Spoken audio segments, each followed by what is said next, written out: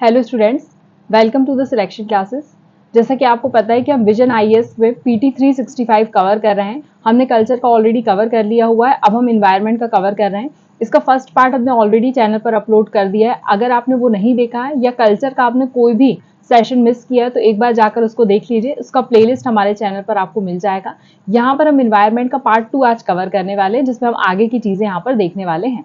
Video को अपने दोस्तों के साथ शेयर करना बिल्कुल ना भूलिए और चैनल को लाइक एंड सब्सक्राइब करना बिल्कुल ना भूलिए। चलिए वीडियो हमारा स्टार्ट करते हैं। सबसे पहले जो हमने आज पढ़ने वाले हैं वो क्लाइमेट मिटिगेशन एंड अडेप्टेशन के लिए जो भी बातें करी गई है वो पढ़ेंगे। जैसे कि आपको पता है कार्बन क्रेडिट हमेशा से चर्चा में रहता है, तो कार्बन क्रेडिट ट्रेडिंग स्कीम एक चलाई गई है, CCTS इसको बोला जाता है। ये आपको पता होना चाहिए। सबसे पहले किस मिनिस्ट्री ने इसको अनाउंस किया है, तो मिनिस्ट्री ऑफ पावर जो है उसने इसको अनाउंस किया है।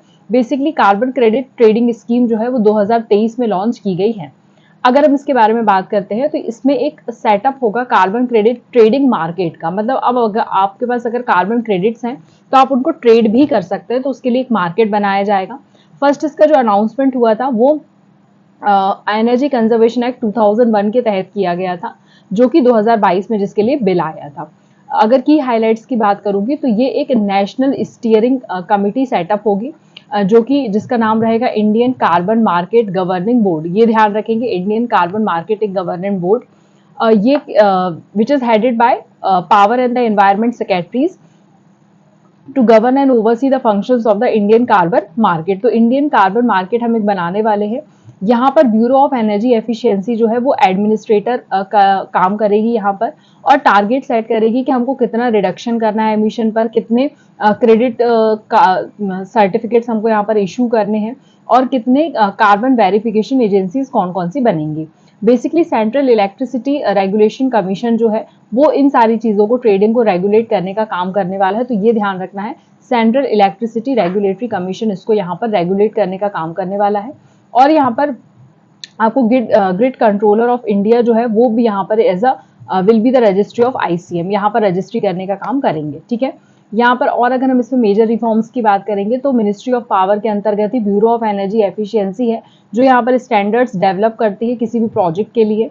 और यहाँ पर जो BEE है वो ही वैलिडेट करेगी कार्बन क्रेडिट को, उसका वेरिफिकेशन ये सब सुनिश्चित करने का काम किसका होगा, BEE का ही होगा। ठीक है, तो ये बेसिक बेसिक बातें थी जो आपको पता होना चाहिए। इसके पहले भी हमने कार्बन क्रेडिट के बारे में बहुत सारी चीजें पढ़ी हैं, तो आप उनसे इनको इंटरकनेक्ट कर सकते हैं। कार्बन मार्केट्स अगर हम बात कर लें क्या होंगे, तो ट्रेडिंग सिस्टम होता है in which carbon credit are sold and bought. बहुत बेसिक बात है। बेसिकली वही GHG एमिशन जो होता है उसके उसको परचेज करके कार्बन क्रेडिट यहाँ पर हासिल किए जाते हैं, ये भी आपको पता होना चाहिए। अगर मैं बात करूँ कार्बन ट्रेडिंग की, तो इसको इंट्रोड्यूस कब किया गया है, in the year of 1997 Kyoto protocol के तहत। ये चीजें आप लोग ध्यान रखें, बहुत बेसिक चीजें थी। फिर एक आता है हमारे पास मिशन लाइफ, इसको थोड़ा सा पढ़ के चलें। मिशन लाइफ बेसिकली एक ऐप है जो कि लॉन्च किया है ministry of environment, forest and climate change ने। यहाँ पर देखिए, life acknowledge by various international forums, IPCC climate change 2022 इसमें चलता है। Mitigation of climate change working group 3 report भी इसमें 2022। देन उसके बाद कवर डिसीजन ऑफ शामिल शेख इम्प्लीमेंटेशन प्लान 2022। ये कल मैंने आपको बताया था कि इजिप्ट में यहाँ पर एक कॉन्फ्रेंस हुई थी। कोप कौन सा वाला था वो जल्दी से आप लोग मुझे बताएंगे। ठीक है, फिर उसके बाद G7 में क्या बातें करी गई थी, तो ये सारी चीजें ही इसमें बेसिकली बताई गई हैं।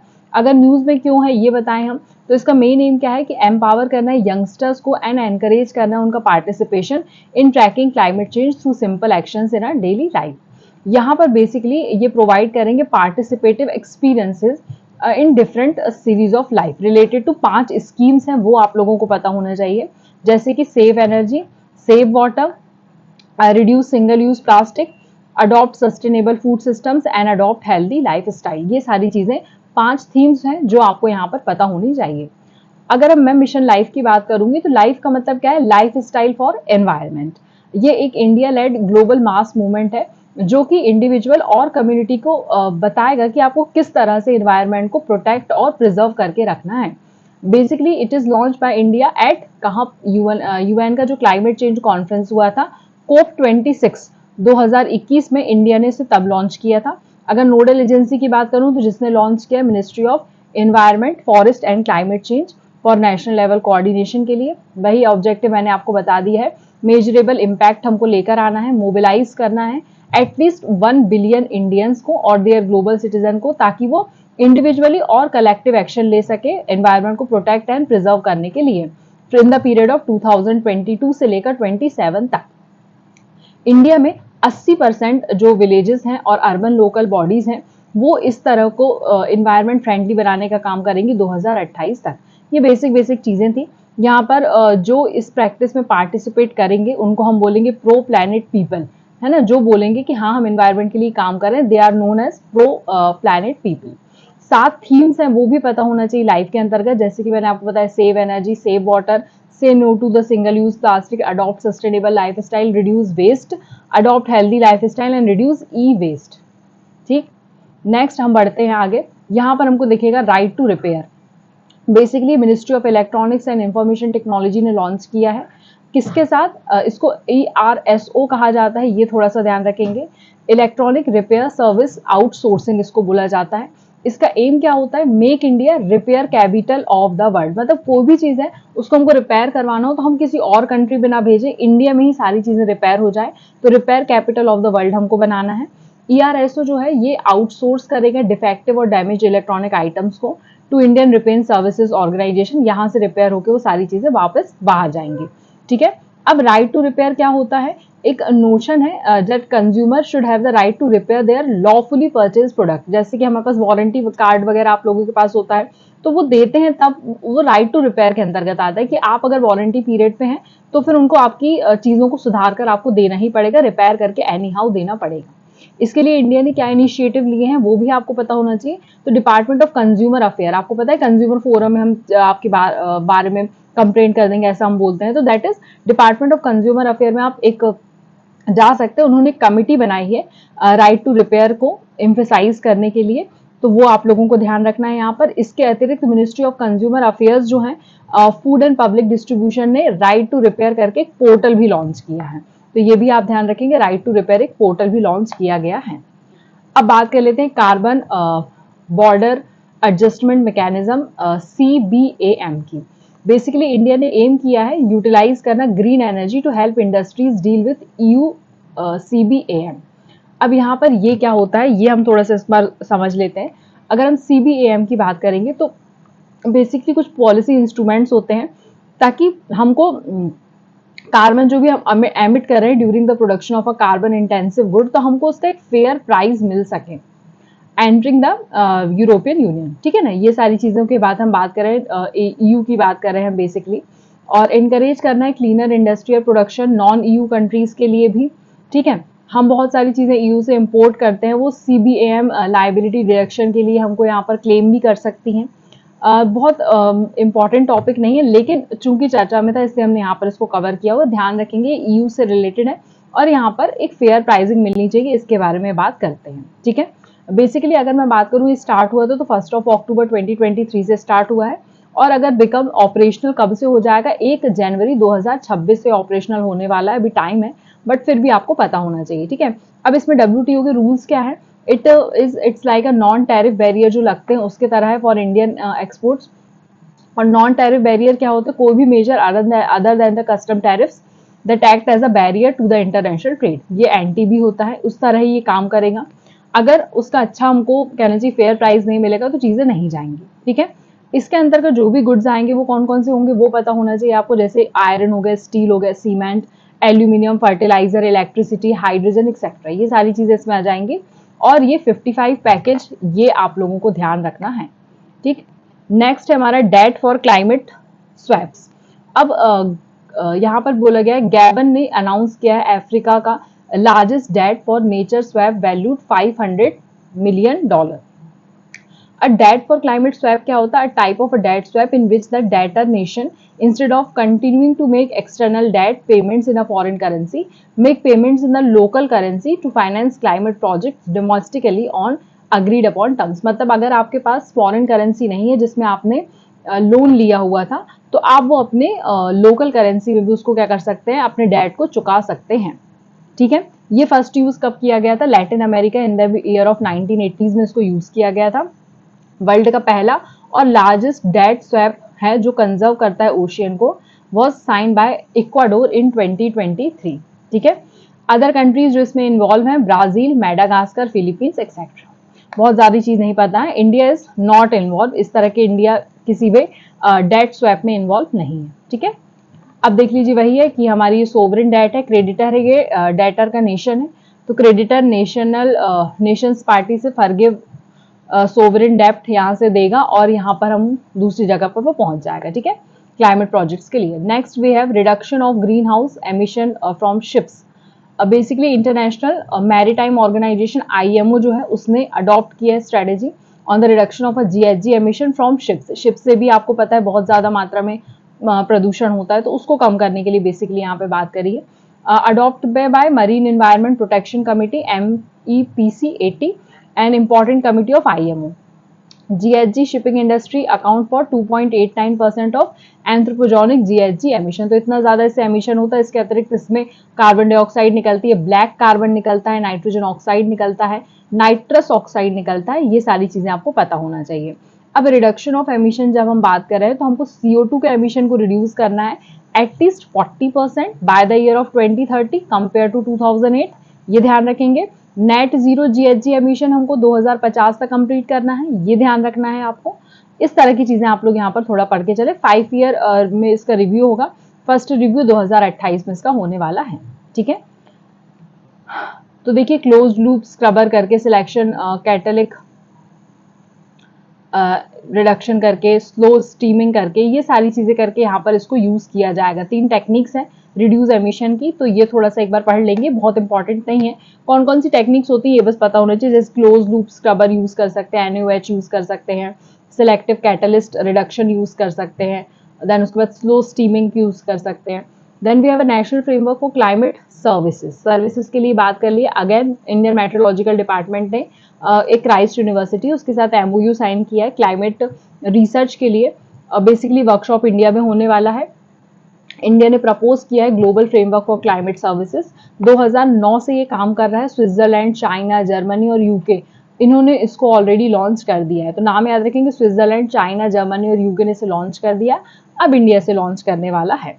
ठीक है, कब लॉन्च हुआ है? नोडल एजेंसी IMD ने इसको लॉन्च किया है। वर्ल्ड क्लाइमेट कॉन्फ्रेंस 2009 में इसको लॉन्च किया था इन्होंने, और ग्लोबल पार्टनरशिप इंडिया इसका फाउंडिंग मेंबर है, ये ध्यान रखना है आपको।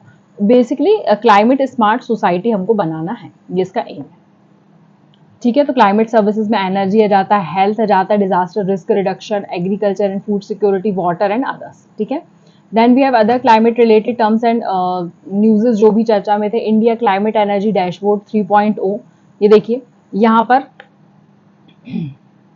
कलर चेंज कर लेते हैं इसका।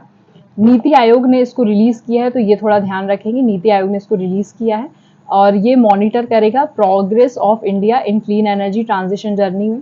फिर उसके बाद यूनाइटेड नेशन का climate change high level champion connect the work of a government with the many voluntary and collaborative actions के साथ यहाँ पर काम करेंगे।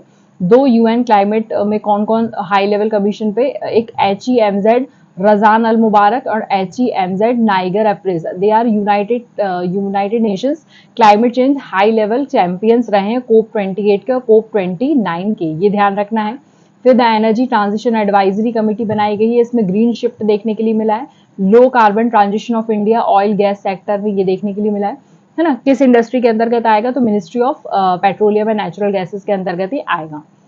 ठीक है, देन उसके बाद coupled model inter comparison project 6 experiment, इसके बारे में थोड़ा सा देख लीजिएगा। बहुत इंपॉर्टेंट तो नहीं बोलूंगी मैं, बट फिर भी अगर प्रोजेक्ट 6 के बारे में कभी पूछ गया तो अर्थ सिस्टम मॉडल्स यहाँ पर यूज किए गए हैं, ये आप लोगों को पता होना चाहिए। और मॉडल इंटर कंपैरिजन प्रोजेक्ट 6 यहाँ पर है। और basically project of a world climate research programme के तहत क्लाइमेट रिसर्च के लिए ये सब काम करते हैं, यूनेस्को के द्वारा ये चल रहा है। ये बहुत बेसिक चीज है इसमें। देन उसके बाद मिथाइलिन के लिए कौन सी चीज हो रही है वो आपको पता होना चाहिए ना। ब्यूटाइन के लिए 5G रिमूव करना है methane from the major emission site से। ठीक है, देन उसके बाद framework for the climate resilient and low carbon health के लिए हमने बात करी है। अटैच करके हमने पढ़ा था ATACH alliance for transformative action on climate and the health goals 2022 में लॉन्च किया गया है। फिर कुछ इंस्टीट्यूशंस जो ऑर्गेनाइजेशंस चर्चा में थे, again United Nations environment programme चर्चा में था, UNEP, एस्टेब्लिशमेंट की बात करूं तो 1972 में एस्टेब्लिश हुआ। नैरोबी कीनिया में हेडक्वार्टर है। 193 मेंबर नेशंस है इंक्लूडिंग इंडिया, ये ध्यान रखना है। ह्यूमन एनवायरनमेंट के लिए ये कॉन्फ्रेंस आयोजित की गई थी। बहुत बेसिक टर्म है ये। यहाँ पर ये इन्वायरमेंटल फंड बनाते हैं, यूएनईपी का कोर फंड होता है ये। और यहाँ पर आपको inter governmental science policy framework platform देखने के लिए मिलेगा। IPCC inter governmental panel on climate change देखने के लिए मिलेगा। कॉमन कार्बन मैट्रिक्स भी इसको सपोर्ट करता है। ठीक है, तो ये मेजर चीजें हैं। आप लोगों ने बेजल कन्वेंशन पढ़ा है, रॉटरडम कन्वेंशन पढ़ा है, मीना माता कन्वेंशन पढ़ा है, वो सारा मैंने major global multilateral agreements UNEP के द्वारा जो भी किए गए वो बता दिए हैं आपको। एक बार पढ़ लेना। साइट्स आया था, देन उसके बाद फिर बॉन कन्वेंशन आया था, देन फिर वियना आया था, फिर बेजल आया था, देन सीबीडी आया, then we have Rotterdam, then we have Stockholm, then we have Minamata convention. Okay, अब यहाँ पर यूएनईपी ने कुछ रिपोर्ट जारी की। Adaptation gap report 2023। अगर आपने रिपोर्ट्स वाला हमारा सीरीज नहीं देखा तो उसको एक बार जाकर देख लीजिएगा। बेसिक रिपोर्ट्स और इंडाइसेस मैंने पढ़ाए हुए हैं। ठीक है, तो ये हमने उसमें आपको बताया था कि इसको यूएनईपी जो है वो इम्प्लीमेंट करता है। बेसिकली अडेप्टेशन फाइनेंस की कितनी ज़रूरत है हमको, कितना गैप आ रहा है वो बताता है। फिर एमिशन गैप रिपोर्ट आती है एक, जो यही जारी करता है ना, 1.5 डिग्री सेल्सियस से ज़्यादा नहीं होना चाहिए, बताया था आपको। अदर रिपोर्ट्स और कौन कौन सी, जैसे ग्लोबल एनवायरनमेंट आउटलुक हो गया, ग्लोबल क्लाइमेट लिटिगेशन रिपोर्ट हो गई, ये सारी भी यही जारी करता है। फिर वर्ल्ड मेट्रोलॉजिकल ऑर्गेनाइजेशन की बात कर लेते हैं। एक स्पेशल ऑर्गेनाइजेशन है यूएन की, जो अर्थ के एटमॉस्फेयर, ओशन और क्लाइमेट के बारे में के लिए जिम्मेदार होती है। 1950 में इसका एस्टेब्लिशमेंट होता है और जेनेवा स्विट्जरलैंड में हेडक्वार्टर है। 193 मेंबर नेशंस है इंक्लूडिंग इंडिया। ये अलग अलग रिपोर्ट जारी करती है। इसमें the state of a global climate 2022 report है, जिसमें कि वही है 1.15 डिग्री सेल्सियस अबव द, कितना टेम्परेचर बढ़ गया है ग्लोबल टेम्परेचर, उसके बारे में बताया है। ठीक है ना, और 2015 से 2022 तक का समय 8 वार्मिस्ट अभी तक के रिकॉर्ड किए गए हैं। फिर उसके बाद बोला है ग्रीन हाउस गैस बुलेटिन एक जारी किया गया है, जिसमें कि मीथेन, नाइट्रस ऑक्साइड का कितना कितना परसेंट बढ़ गया है। मीथेन का 264%, नाइट्रस ऑक्साइड का 124% बढ़ गया है, ये बताया है। फिर state of a global water resource report जारी की गई है। एशियन वाटर टावर 2000 से 2018 के बीच में अप्रोक्सीमेटली जो ग्लेशियर मास है किसी भी रीजन में वो डिक्रीज हुआ है 4.3%। ठीक है, और एक्टिवली देखिए Tianshan mountain collectively call the third pole, जो आपने हिमालय के बारे में पढ़ा है उसके बारे में बताया है। अदर रिपोर्ट्स जारी करता है global climate 2011-20 report, global atmosphere watch, इस तरह की रिपोर्ट से जारी करने का काम करता है। ठीक है, तो यहाँ पर हमारे इसका पार्ट 2 भी कंप्लीट हो जाता है एनवायरनमेंट के पीटी 365 का। आई होप आपको सेशन समझ में आया होगा। यहाँ पर कुछ भी डाउट आता है तो आप हमसे कमेंट सेक्शन में पूछ सकते हैं। और अगर आपने पहले के वीडियोस मिस कर दिए तो एक बार जाकर उनको चैनल पर देख लीजिए, आपको प्लेलिस्ट अलग से मिल जाएगी। और भी बहुत सारे इंपॉर्टेंट टॉपिक्स हमने कवर करके रखे, तो एक बार गो थ्रू कर लीजिएगा चैनल। सारी आपके मतलब की चीजें ही उसमें हमने डाली हुई हैं, तो एक बार उनको जाकर देख लीजिएगा। वीडियो अगर पसंद आया हो तो उसको लाइक एंड शेयर करना बिल्कुल ना भूलिए, और अपने दोस्तों के साथ बिल्कुल शेयर करिए ताकि ज़्यादा से ज़्यादा लोग इसका फ़ायदा उठा सके। अभी इसी के साथ हम नेक्स्ट सेशन में मिलते हैं। धन्यवाद।